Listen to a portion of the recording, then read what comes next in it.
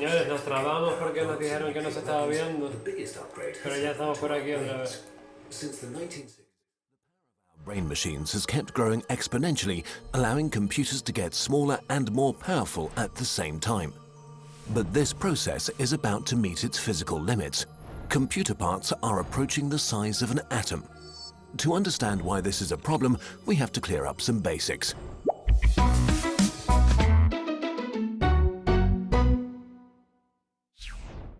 A computer is made up of very simple components doing very simple things, representing data, the means of processing it, and control mechanisms. Computer chips contain modules, which contain logic gates, which contain transistors. A transistor is the simplest form of a data processor in computers, basically a switch that can either block or open the way for information coming through. This information is made up of bits, which can be set to either 0 or 1. Combinations of several bits are used to represent more complex information. Transistors are combined to create logic gates, which still do very simple stuff. For example, an AND gate sends an output of 1 if all of its inputs are 1, and an output of 0 otherwise. Combinations of logic gates finally form meaningful modules, say for adding two numbers.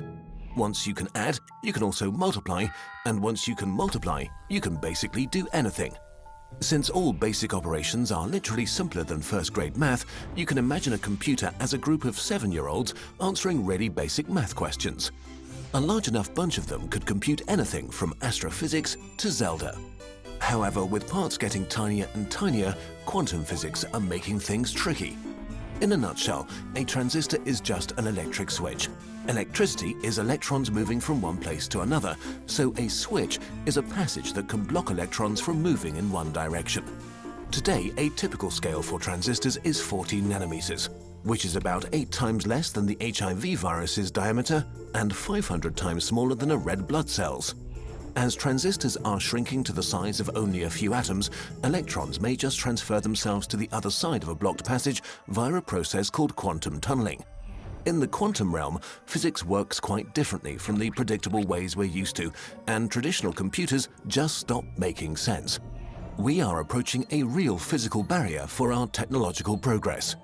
To solve this problem, scientists are trying to use these unusual quantum properties to their advantage by building quantum computers. In normal computers, bits are the smallest units of information. Quantum computers use qubits, which can also be set to one of two values. A qubit can be any two-level quantum system, such as a spin in a magnetic field or a single photon. 0 and 1 are this system's possible states, like the photon's horizontal or vertical polarization. In the quantum world, the qubit doesn't have to be in just one of those, it can be in any proportions of both states at once. This is called superposition. But as soon as you test its value, say by sending the photon through a filter, it has to decide to be either vertically or horizontally polarized. So as long as it's unobserved, the qubit is in a superposition of probabilities for 0 and 1, and you can't predict which it will be. But the instant you measure it, it collapses into one of the definite states. Superposition is a game changer. 4 classical bits can be in one of 2 to the power of 4 different configurations at a time. That's 16 possible combinations, out of which you can use just one. 4 qubits in superposition, however, can be in all of those 16 combinations at once. This number grows exponentially with each extra qubit.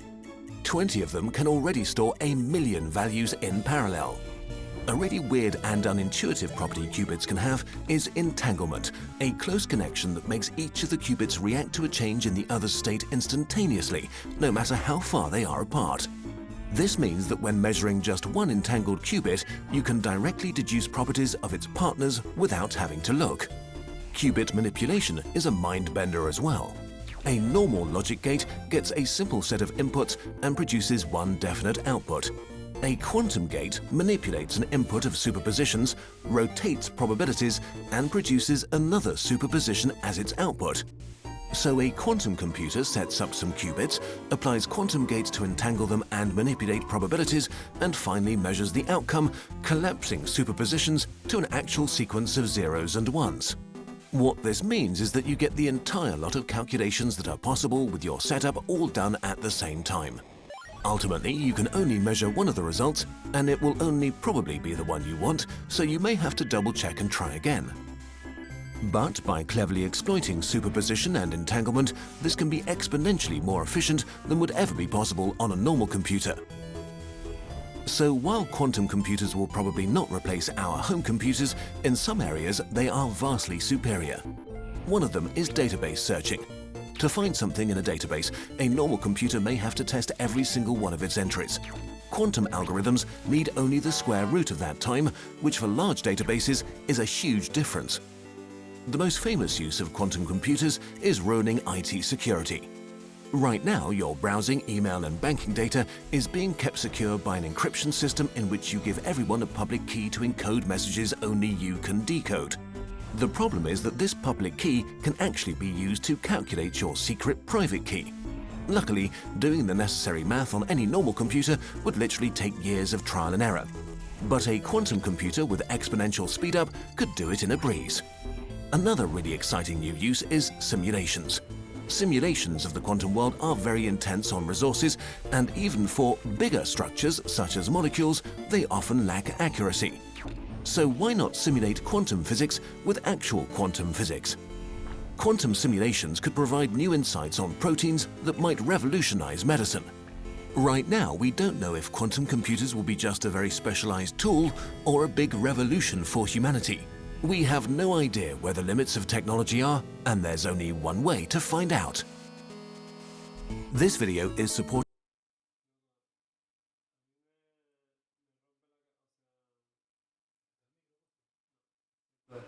A mí me sorprende mucho, tío. O sea, yo creo que es una pasada, tío. Yo creo que mi mente no llega a lo que puede ser capaz los ordenadores eso, ¿sabes? Que es una barbaridad, que puedan llegar a imitar moléculas, tío. Sí, a simular moléculas a una precisión increíble. Y además, bueno, si te vieras la charla del fundador, de uno de los fundadores de D-Wave, una charlita que dura media hora, flipas, porque el nota lo explica bien y tal, y es una pasada con él. Yo creo que de las mayores revoluciones tecnológicas que está por llegar es la de los ordenadores cuánticos, sin duda. Sí, ¿no? Sí. ¿Qué pongo ahora? Pues no sé. O sea, relacionado con los ordenadores cuánticos. Hombre, bueno, claro, pero es que la charla de este hombre es en inglés y tal, entonces... ¿Es esta? Sí. Esa charla deberías verte, ¿no? La pongo un poquito con subtítulos en Queen.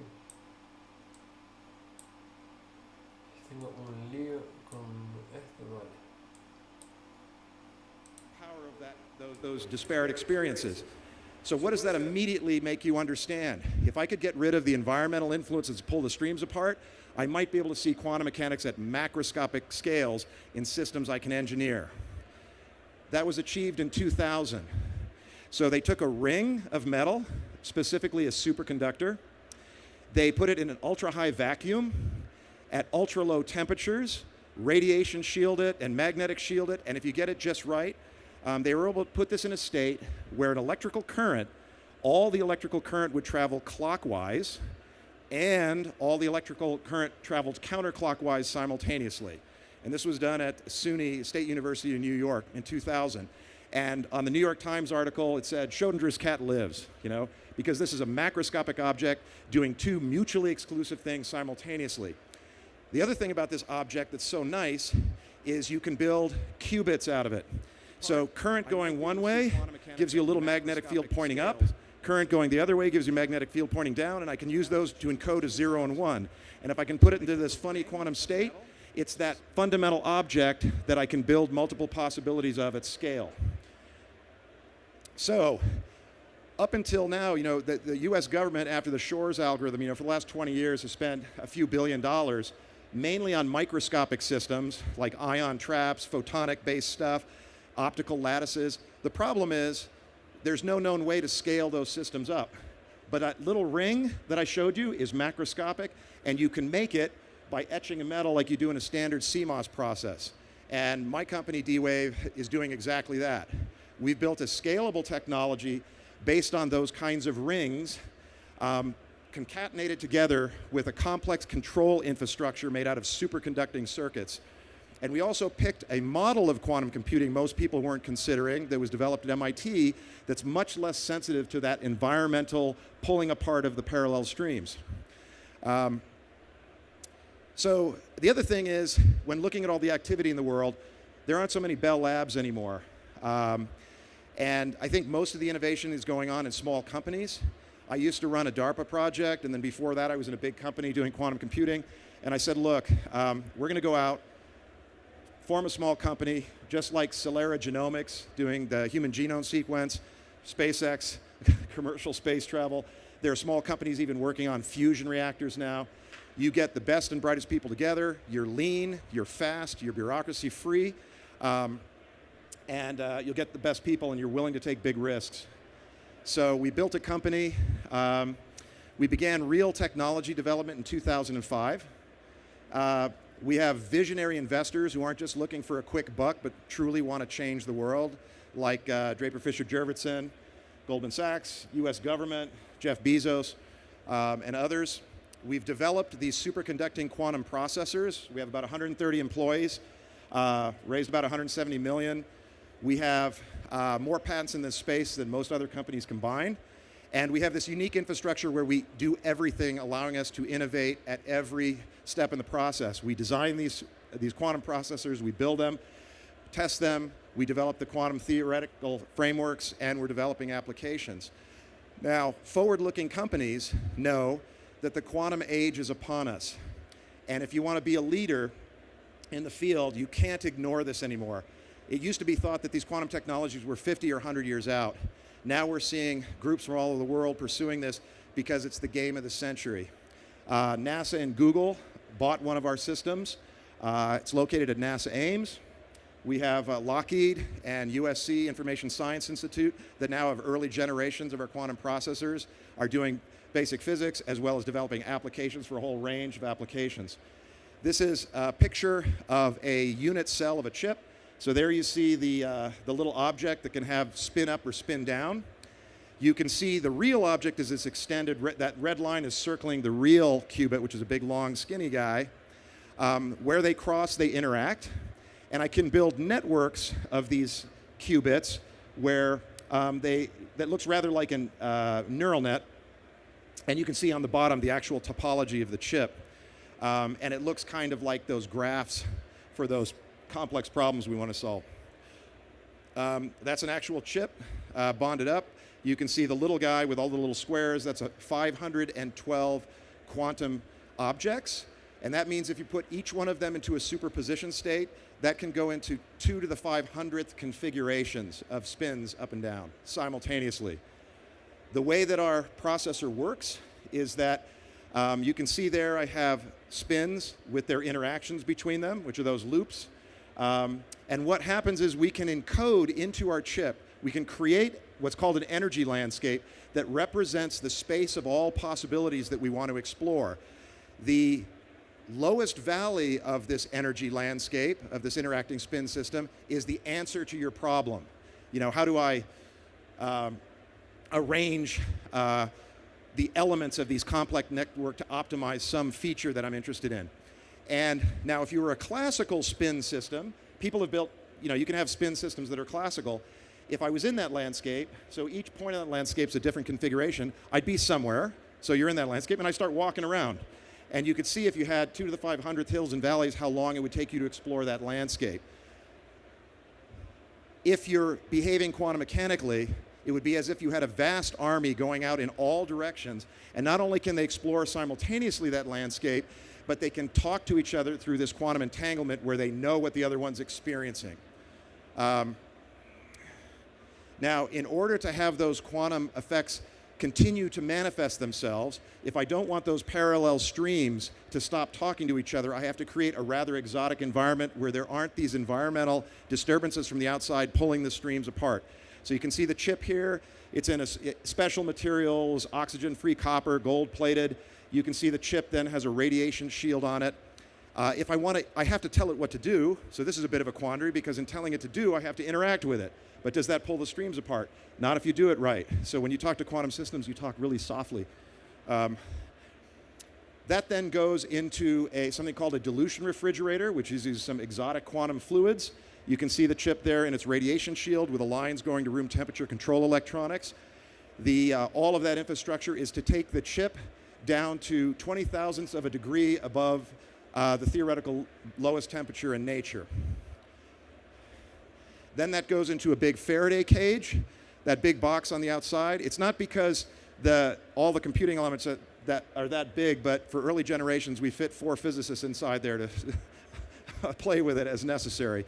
And it's 150 times colder than interstellar space, with the magnetic field shielding 50,000 times less than the Earth's field, and excludes all radio frequencies and electromagnetic radiation from the big black box. Okay, so imagine you want to look through a search space. So one of the most powerful cancer drugs in history, called Gleevec, there was a realization, one of the first rationally designed drugs. A lot of drug design is trial and error. In this case, there was a group that looked at that. There was a cell regulatory molecule. It's an enzyme that regulates the rate at which cells divide. And they determined the detailed structure of this so-called kinase molecule. And they found that, say, in leukemia, for a certain kind of genetic mutation, it would change the shape of this key regulatory molecule. And when you change the shape of the molecule, you would get unregulated cell growth, which is cancer. And the way they solved this was by looking through you could look through a vast database of available synthetic molecules. Maybe there's 13 million of them. And you have to find which pattern of that large database will fit lock and key into the active area of that aberrant regulatory molecule and shut it down.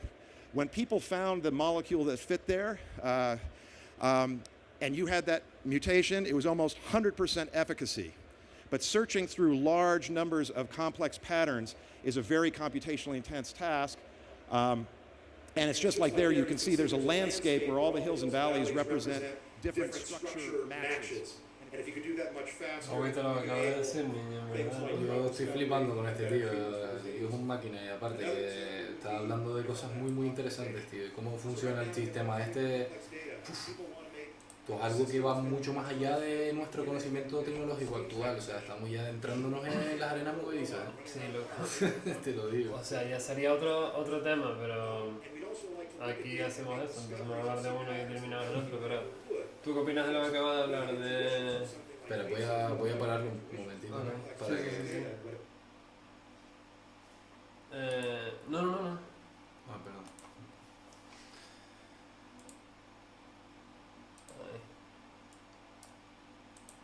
Vale, que... ¿qué te iba a decir? Eso, lo que estaba diciendo, que la forma con la que un ordenador cuántico podría llegar a curarle el cáncer a alguien, ¿sabes? Detectando las moléculas. Exacto. Pues sí. Eso me lleva al debate que te iba a decir, que ¿tú qué opinas sobre la medicina? Que la medicina optimiza al 100%, la medicina actual que usamos nosotros está optimizada al 100% para curar enfermos. No está optimizada ni al 20%. Nada. Yo lo que opino acerca de la medicina actual es que, bueno, es un negocio como todo en el sistema monetario, ¿no? O sea, incluso hay que reconocerlo, incluso la propia ciencia en muchas ocasiones es un negocio. Las investigaciones científicas se llevan por un cauce que sigue unos intereses económicos de ciertos grupos, de ciertas empresas, y la medicina igual. Es decir, la industria farmacéutica, pues su interés es vender fármacos, obtener ganancias y beneficios, y bueno, si para ello tiene que mantener una enfermedad porque se lucra vendiendo los paliativos de esa enfermedad, los paliativos que se tendrá que tomar una persona diariamente el resto de su vida para una enfermedad que tiene cura realmente, pero que no la sacan al público porque obviamente no les interesa, y eso ocurre con todo. Entonces mi opinión de la medicina pues es que en cuanto a científicamente hablando, pues somos grandísimos en cuanto a medicina, pero pues a nivel de capitalismo no se nos ofrece nada, se nos oculta todo igual. Voy a poner un vídeo de la ¿Qué tal? ¿Cómo estás? Encantado. Te presenta el doctor Laporte. Encantada. Estábamos hablando de los visitadores médicos Flipa, y flipa creo que esto. tú lo eres. Sí. ¿Todavía lo eres? No. Todavía no, pero bueno, he estado 10 años en la profesión en una multinacional. Nos sentamos y hablamos contigo. Muy bien. Estamos en una sala de espera. ¿Este era un lugar habitual al que tú ibas? Podría ser efectivamente un escenario donde se desarrolla la visita médica. ¿Y en qué consiste tu trabajo como visitadora médica cuando estás ya dentro de la consulta y estás con el médico delante? ¿Qué le dices? Yo creo que si preguntáramos a un visitador médico cuál es su profesión, nos iba a decir que es un informador técnico-sanitario. Informador técnico-sanitario. Sí, Hombre, sí, esto sí. está muy bien, ¿no? Sí, sí. Nos iba a decir pues, que se encarga de informar de las novedades terapéuticas a los médicos. Todo esto es bueno. Sí, desde luego, si fuera así, sería bueno. ¿No es así?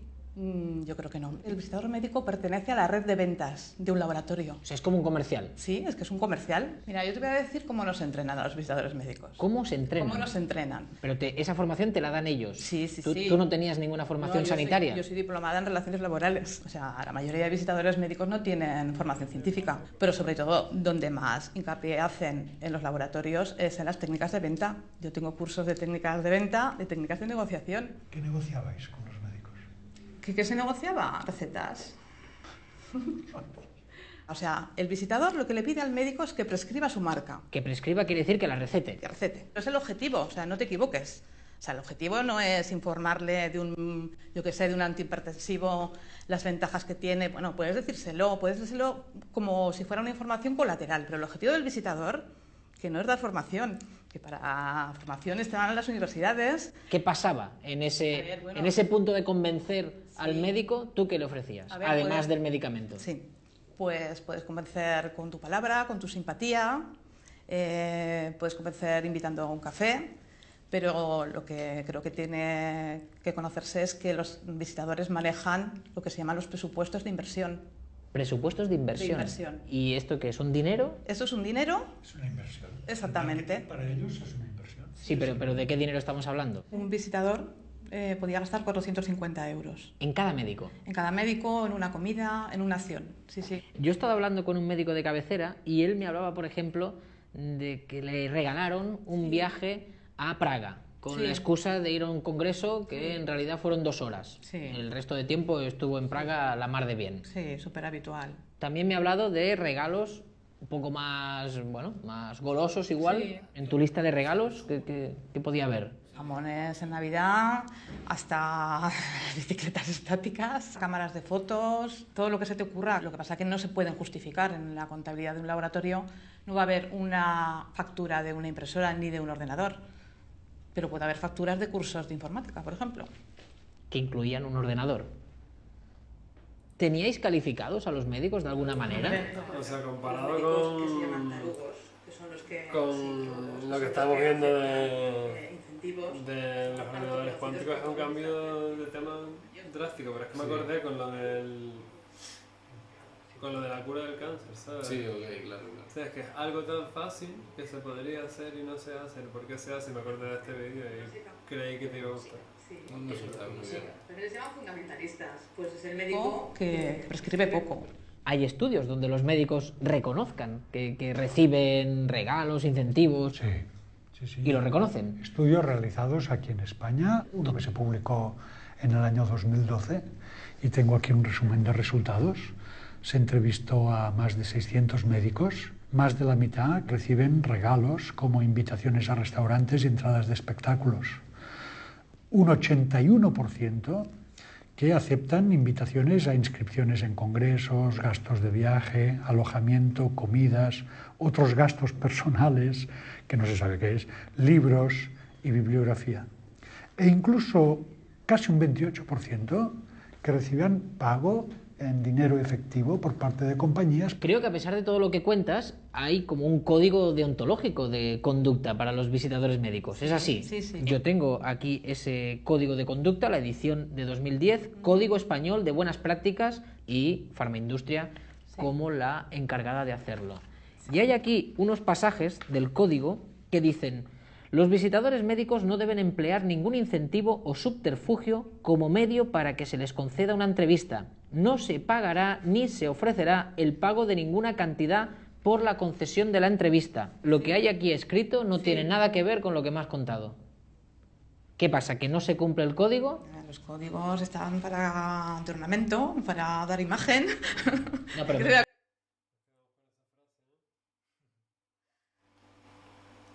Pues, ¿qué te parece, Javi?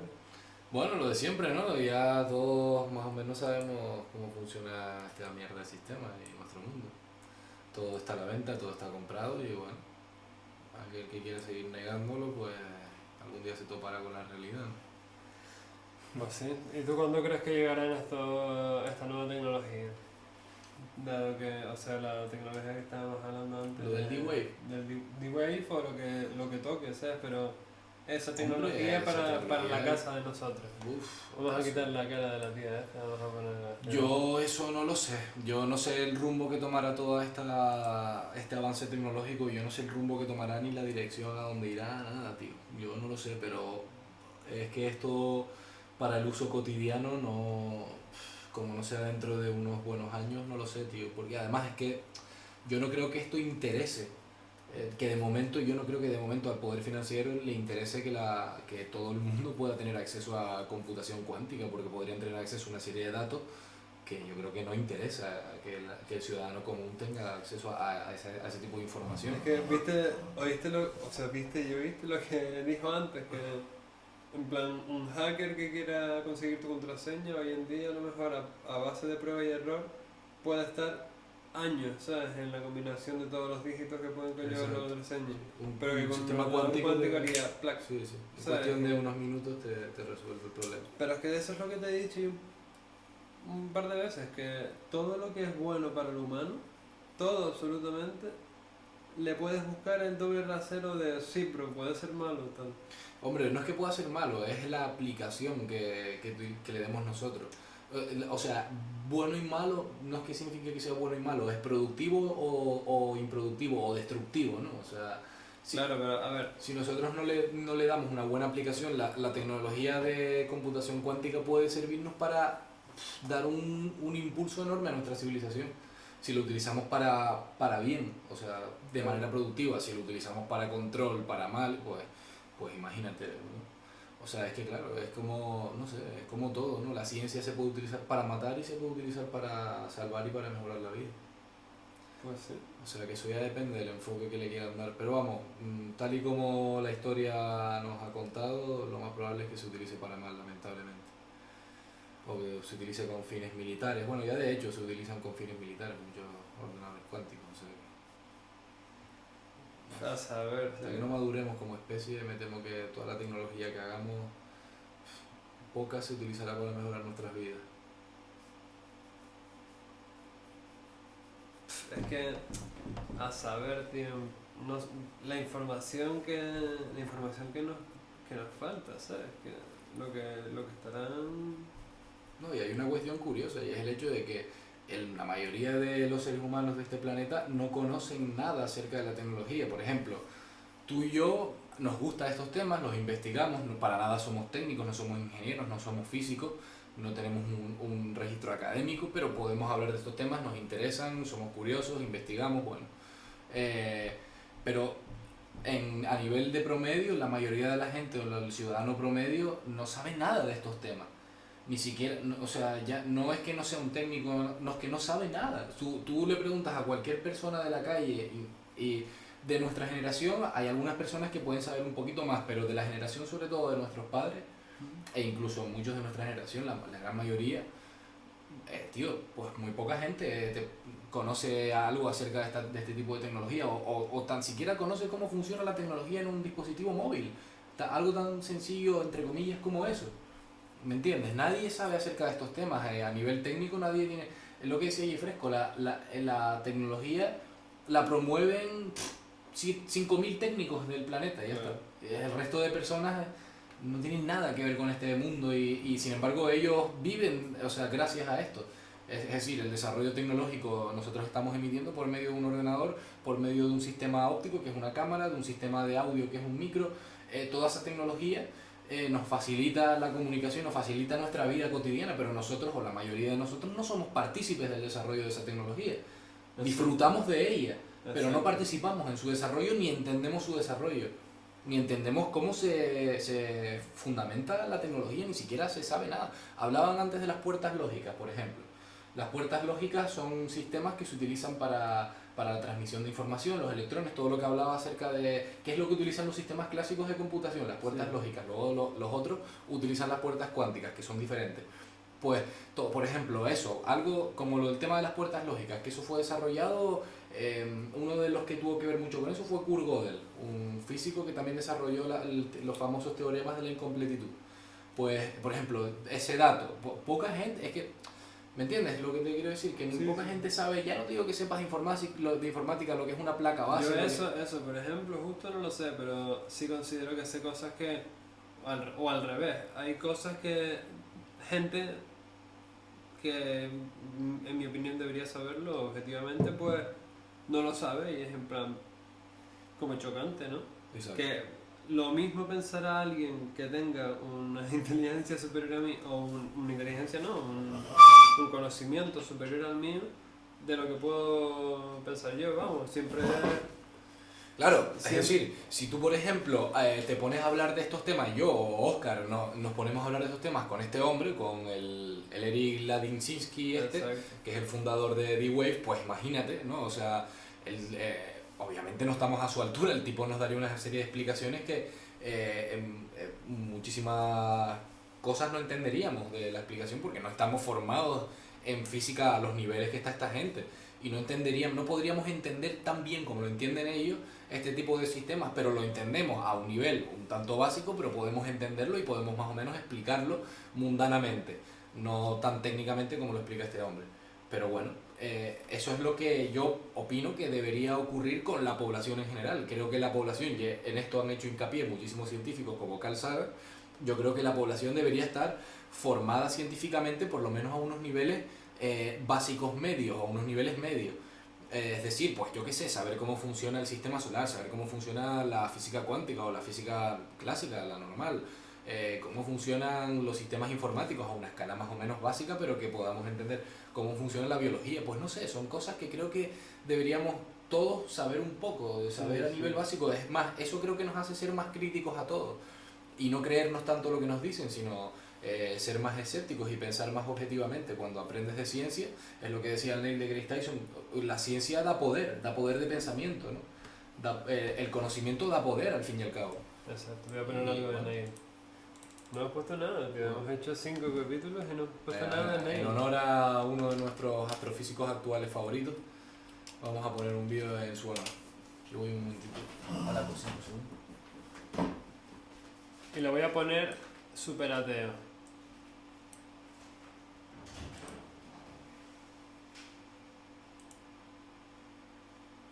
Voy a esperar a que venga Javi.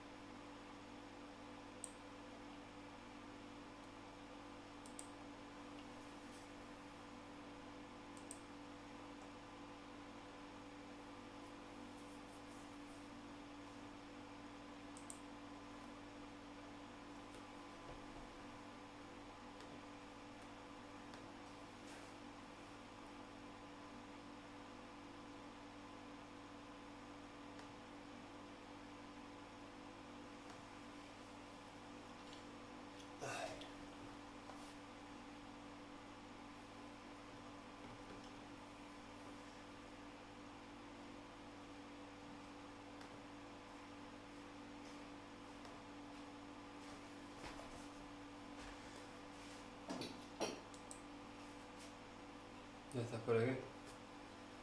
Sí, un momentito, voy poniendo lo que No, te espero, te espero. Te espero vos.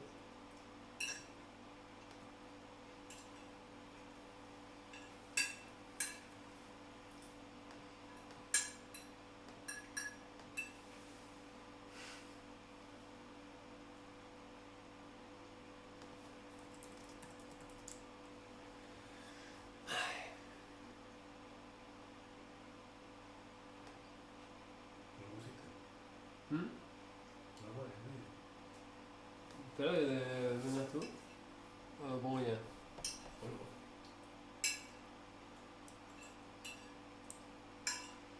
Well, the astronomer Robert Jastrow described it like the explosion of a cosmic hydrogen bomb. Not the explosion of a cosmic hydrogen bomb, but like the explosion of a cosmic hydrogen bomb. Yeah, so there you're stuck with the analogy of the biggest explosion you know, using that to describe something that's even bigger, which is hard to do, right? I mean, not to get morbid on you, but I was 4 blocks from the collapse of the World Trade Center towers. I live downtown, and I was trying to describe to others the sound of the collapse of a 107-story building. And it is not like anything else. So I can say, well, imagine 2 trains colliding, but how many of us even have heard or seen that? Whatever that is, it's more than that. So you're stuck. If the biggest explosion we've made on it is a hydrogen bomb, then you say it's a cosmic hydrogen bomb. It is,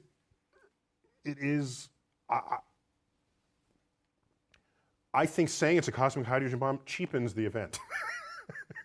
Yeah, it's way I understand. bigger. Yeah. An incredible flash of energy and light, though. And matter and, yeah, all of this, all of the above. Do you give people who make this case that that was the beginning and that there had to be something that provoked the beginning, do you give them an A at least for trying to reconcile faith and reason? I don't think they're reconcilable. What do you mean? Well, so let me say that differently. All efforts that have been invested by brilliant people of the past have failed at that exercise. They just fail. And so the track record is so poor that going forward I have essentially zero confidence, near zero confidence that there will be fruitful things to emerge from the effort to reconcile them. So, for example, if you knew nothing about science and you read, say, the Bible, the Old Testament, which in Genesis is an account of nature. That's what that is. And I said to you, give me your description of the natural world based only on this. You would say the world was created in 6 days and that stars are just little points of light, much lesser than the sun. And in fact, they can fall out of the sky, right? Because that's what happens during the Revelation. One of the signs that the second coming is that the stars will fall out of the sky and land on Earth. To even write that means you don't know what those things are. You have no concept of what the actual universe is. So everybody who tried to make proclamations about the physical universe based on Bible passages got the wrong answer. So what happened was, when science discovers things and you want to stay religious, or you want to continue to believe that the Bible is unerring, what you would do is, you would say, well, let me go back to the Bible and reinterpret it. Then you'd say things like, oh, they didn't really mean that literally, they meant that figuratively. So this whole sort of reinterpretation of how figurative the poetic passages of the Bible are came after science showed that this is not how things unfolded. And so the educated religious people are perfectly fine with that. It's the fundamentalists who want to say that the Bible is the literal truth of God and want to see the Bible as a science textbook, who are knocking on the science doors of the schools trying to put that content in the science. Enlightened religious people are not behaving that way. They're saying, yes, science is cool, we're good with that, and use the Bible to get your spiritual enlightenment and your emotional fulfillment. I have known serious religious people, not fundamentalists, who were scared when Carl Sagan opened his series with the words, The cosmos is all that is, or ever was, or ever will be. Acabamos de tener un accidente aquí. Pero nada. Pues si tenemos el micro bajado.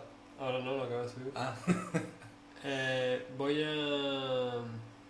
a poner otro vídeo a este hombre. ¿Cuál pongo? Espera, que bueno. A ver. ¿Cómo todavía le queda la mitad? Vale. And if this is it, Espera. there's nothing else. No God and no life after. For religious people, many people say, well, God is within you, or God, there are ways that people have shaped this, rather than God as an old gray-bearded man in the clouds. So if God is within you, what I'm sure Carl would say, in you, in your mind, and we can measure the neurosynaptic firings when you have a religious experience. We can tell you where that's happening, when it's happening, what you're feeling like at the time. So your mind, of course, is still within the cosmos. But do you have any sympathy for people who seem to only feel safe in the vastness of the universe you describe in your show, if they can infer a personal God who makes it more hospitable to them, who cares for them? In this, what we tell ourselves is a free country, which means you should have freedom of thought. I don't care what you think. I just don't. Go think whatever you want. Go ahead. Think that there's one God, two gods, 10 gods, or no gods. That is what it means to live in a free country. The problem arises is if you have a religious philosophy that is not based in objective realities that you then want to put in the science classroom. Then I'm going to stand there and say, no, I'm not going to allow you in the science classroom. I'm not telling you what to think. I'm just telling you in the science class, you're not doing science. This is not science. Keep it out. That's when I stand up. Otherwise, go ahead. I'm not telling you how to think.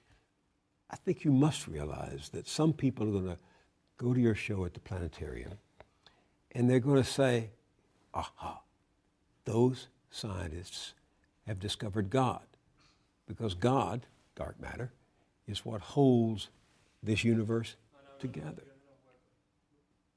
So is that a question? It's a statement. You know they're going to say that. So the history of discovery, particularly cosmic discovery, but discovery in general, scientific discovery, is one where at any given moment there's a frontier. And there tends to be an urge for people, especially religious people, to assert that across that boundary into the unknown lies the handiwork of God. This shows up a lot. Newton even said it. He had his laws of gravity and motion, and he was explaining the moon and the planet. He was there. He doesn't mention God for any of that. And then he gets to the limits of what his equations can calculate. So can't quite figure this out. Maybe God steps in and makes it right every now and then. That's where he invoked God.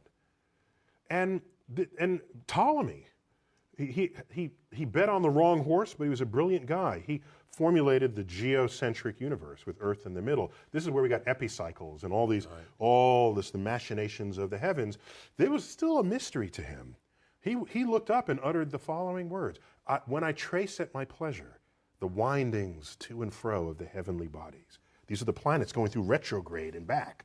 The mysteries of the earth. When I trace at my pleasure the windings to and fro of the heavenly bodies, I no longer touch earth with my feet. I stand in the presence of Zeus himself and take my fill of ambrosia. What he did was he didn't invoke Zeus to account for the rock that he's standing on or the air he's breathing. It was this point of mystery, and in gets invoked God. This, over time, has been described by philosophers as the God of the gaps. Mm-hmm. If that's where you're going to put your God in this world, then God is an ever-receding pocket of scientific ignorance. If that's how you're going to invoke God, if God is the mystery of the universe, these mysteries, we're tackling these mysteries one by one. If you're going to stay religious at the end of the conversation, God has to be more to you than just where science has yet to tread. So to the person who says, maybe dark matter is God, if the only reason why you're saying it's because it's a mystery, then get ready to have that undone.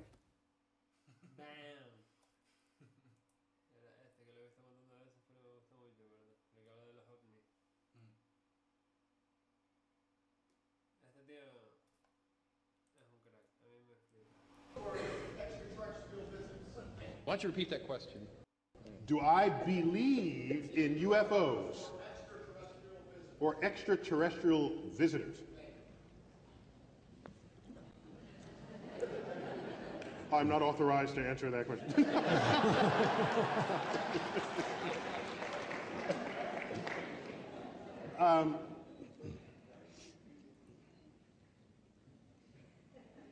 Where shall I begin?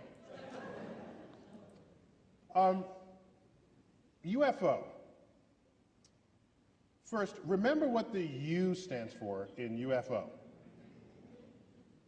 Now, there's a fascinating frailty of the human mind that psychologists know all about, and it's called argument from ignorance. And this is how it goes. You ready? Somebody sees lights flashing in the sky. They've never seen it before. They don't understand what it is. They say, a UFO. The U stands for unidentified. So they say, I don't know what it is. It must be aliens from outer space visiting from another planet. Well, if you don't know what it is, that's where your conversation should stop. You don't then say, it must be anything. Okay? That's what argument from ignorance is. It's common. I'm not blaming anybody. Psychologists know all about it, and it may relate to our burning need to have to know stuff because we're uncomfortable, steeped in ignorance. You can't be a scientist if you're uncomfortable with ignorance, because we live at the boundary between what is known and unknown in the universe. Unlike what journalists write. You ever see journalists? Any journalists here? You go to journalists. You go to journalists. All articles about science discoveries begin. Scientists now have to go back to the drawing board. As though we're sitting up in our office, you know, masters of the universe. It's like, oops, somebody discovered something. No, we're always at the drawing board. If you're not at the drawing board, you're not making discoveries. You're something else. So, the public, it appears, seems to have this burning need to have an answer to what is unknown. And so you go from an abject statement of ignorance to an abject statement of certainty. So, that is operating within us. Let's start there. Second, we know, not only from research in psychology, but simple empirical evidence in the history of science, that the lowest form of evidence that exists in this world is eyewitness testimony. Which is scary because that's some of the highest form of evidence in the court of law. But we know from second grade. Where's my guy from second grade? Get up to the microphone for a minute. Grab the microphone. Grab the microphone. In your classes, have you done the famous experiment where you play telephone and you line up all your kids in class and one person starts with a story and then you hear it and you repeat it to the next person and the next person? Have you done that in class yet? Yes. You've done that experiment? Because what happens by the time you get to the last person and they retell the story? What happens? It's like completely different. It's completely different. Completely different, okay? Because the conveyance of information was relying on eyewitness testimony, which in that case is ear witness testimony. And so, thank you. So we know that. So he knows it. He's in second grade. All right. So, actually he should be in 12th grade as we've established. So now, it wouldn't matter if you saw a flying saucer. In science, even if you have something less controversial than a flying saucer, if you come into my lab and you say, you got to believe me, I saw it, and you're one of my fellow scientists, I say, go back, go home. Go back until you have some other kind of evidence that's not just you saw it. Okay? Because human perception system is rife with all ways of getting it wrong. Okay? But we don't like thinking of ourselves that way. We have high opinions of our human biology when in fact we should not. I'll give you an example of how it reveals itself. We've all bought and enjoyed books called Optical Illusions, right? Well, we all love optical illusions, but that's not what they should call the book. They should call them brain failures, okay? Because that's what it is. It is a complete failure of human perception. All right? All it takes is a few sketches that are cleverly done. Your brain can't figure it out. All right? So, we are poor data-taking devices. That's why we have such a thing as science. Because we have machines that don't care what side of the bed they woke up in the morning. Don't care what they said to their spouse that day. Doesn't care whether they had their morning caffeine. They'll get the data right. Okay? So, maybe you did see visitors from another part of the galaxy. I need more than your eyewitness testimony. And in modern times, I need more than your photograph, which Photoshop probably has a UFO button today. Like, stick it in, right? So, on your computer. So, here's what you do. I'm not saying we haven't been visited. I'm saying the evidence thus far brought forth does not satisfy the standards of evidence that any scientist would require for any other claim that you're going to walk into the lab with. So here's what I recommend. Next time you're abducted, because I'm ready for this. I'm ready. Okay? I get abducted, I'm ready. Okay? So you're there, you're like on the slab, because they always do like the sex experiments on you, on the flying saucer. So there you are, and they're poking at you. Here's what you do. You ready? You tell the alien, you're going to be an alien for this, right? So you're poking me, all right? So then I say, I'm on this side of the equation. Okay, so I say, hey, look over there. And then he looks over there, you quickly like snatch something off the shelf, put it in a pocket, and then lay back. All right? Then you're done, you come back, you say, look what I got. Okay, I like stole the ashtray off the shelf of the flying saucer. And then you bring that to the lab. It's not about eyewitness testimony at that point, because you'll have something of alien manufacture. And anything you pull off of a flying saucer that crossed the galaxy is going to be interesting, okay? Because even objects within our own culture. I got this device here, okay, the iPhone. 10 years ago, they would have resurrected the witch-burning laws had you pulled this thing out, okay? And that's in our own culture. Our own culture produced this over a 10-year span. So if there's some technology that crossed the galaxy, that's going to be some serious stuff to look at in the lab. Then we can have the conversation. Until then, I can't, I'm sorry. Go ahead, keep trying to find them. I'm not going to stop you. But get ready for that time you are abducted, because I'm going to be looking for your evidence when that happens. And last point on that is, there are people who look up all the time. Like, for example, the community of amateur astronomers in the world. I was an amateur astronomer. We come out of a building, we look up. Doesn't matter, we're looking up. UFO sightings are not higher among amateur astronomers than they are in the general public. In fact, they're lower. You say, well, why is that so? Well, because we know what the hell we're looking at. We know. Do you know? I don't. Because we study this stuff. Do you know there was a UFO sighting reported by a police officer, because we think that because you have a badge or you're a pilot or you're whatever, that your testimony is somehow better than that of an average person. It's all bad because we're human, okay? So there was a police officer who was tracking a UFO that was swaying back and forth in the sky, okay? Reported on the hot, they're in one of the, what do you call the car? The squad car, chasing a UFO, and the UFO's moving back and forth like this, okay? Later it turned out the cop car was chasing Venus, and he was driving on a curved road. But was so distracted by Venus, he thought Venus was the one moving, and he wasn't even thinking that he was doing this. So, I have seen things which, without my background in meteorology and astronomy and looking up, I would have reported to the police department. I would have. Like orographic clouds that form above huge mountains that are circular.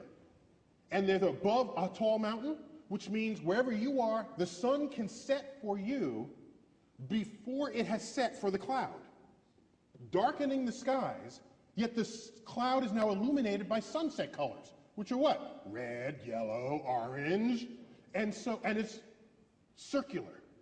There have been reports of hovering circular UFOs with light beams on them because people are looking at this cloud formation on top of mountains. So, maybe we have been visited by aliens. Maybe they've even landed. But why do they land in like the farmer's yard and not like Times Square, all right? And then I worried, like maybe they had landed in Times Square, but nobody took notice. You know, because that's the really big problem there. And so, there's a huge answer to it because there's a lot built into it. So, here's another concern I had. Oh, you said about movies earlier? Remember Close Encounters of the Third Kind? Absolutely. Remember that? And the aliens come in this big flying saucer? Sure. Okay? And what do? We turn on runway lights for it. I'm thinking, flying saucers don't need runway lights. They're flying saucers, for goodness sake. If you put a bullseye or something. You did need them when we landed on the moon. Don't put runway lights for this thing. Then, you go to Roswell and there's like crashed flying saucers. I'm thinking, if the alien came across the galaxy and couldn't land a damn spaceship, I don't want to meet the aliens. They're stupid aliens, all right? You at least land on Earth, for goodness sake. Don't tell me you came across the galaxy, you can't land on Earth. Go home. Bring me somebody who can, then I'll have the conversation. Anyhow, so those are my opinions on the subject.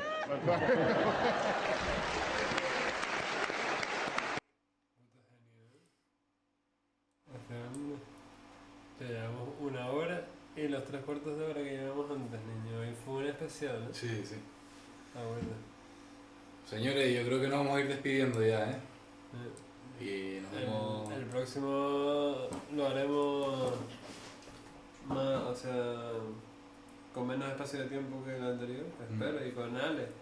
Y con Ale, que hoy faltó, que no pudo venir, estaba malo del codo. El próximo día lo haremos con él también. Y bueno, nos vemos en el próximo videoprograma.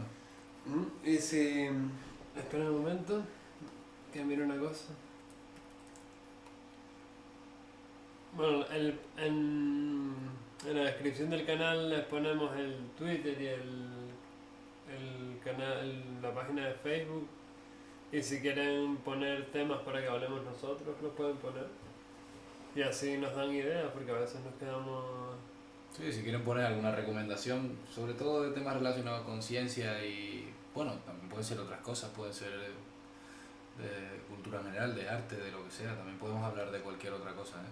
Pero bueno, lo que ustedes quieran, si quieren hacer una recomendación, será bienvenido. En verdad hablamos de todo, prácticamente. Habíamos hablado de un montón de cosas. Pues eso. Muchas gracias por habernos visto otra vez. Pues señores...